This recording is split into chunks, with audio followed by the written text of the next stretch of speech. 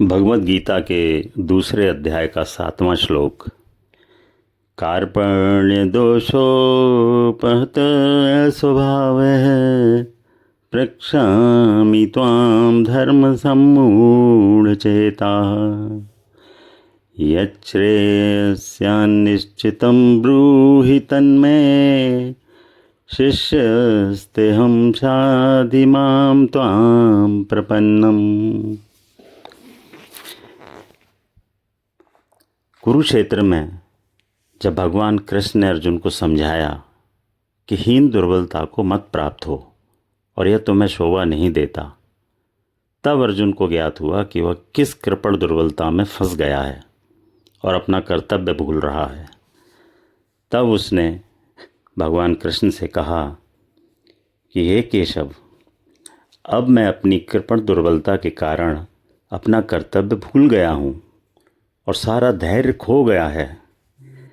ऐसी अवस्था में मैं आपसे पूछ रहा हूँ कि जो मेरे लिए निश्चित रूप से श्रेयस्कर है उसे कृपया मुझे बताएं।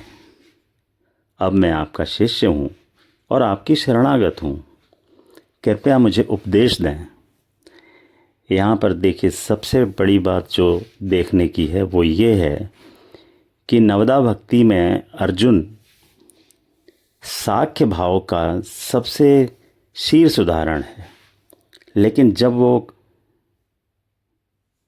धर्म क्षेत्र कुरुक्षेत्र में किंग कर्तव्य विमूढ़ हो गया और उसको समझ में नहीं आ रहा क्या करना चाहिए, तब वो साख्य भाव से हटकर उसने गुरु रूप में कृष्ण को स्वीकार किया। उसने कहा, शिष्यस्तेहं शाधिमां त्वां प्रपन्नम, मैं आपका शिष्य हूँ, कृपया मुझे उपदेश दीजिए। और उपदेश भी कैसा?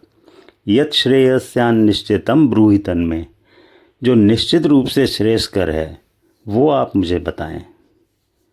तो जब तक व्यक्ति अपने किंग कर्तव्य विमूढ़ स्वभाव को, अपनी कन्फ्यूजन्स को एक्सेप्ट करके किसी गुरु की शरण में नहीं जाता है, तब तक उसको ज्ञान प्राप्त नहीं होता। ये श्लोक भगवद गीता में भी एक नई दिशा देता है। यहाँ से अर्जुन शिष्य के रूप में कृष्ण से उपदेश ग्रहण कर रहे हैं और यहीं से कृष्ण द्वारा दिया हुआ उपदेश गीता के रूप में इस मानव जाति को प्राप्त हुआ।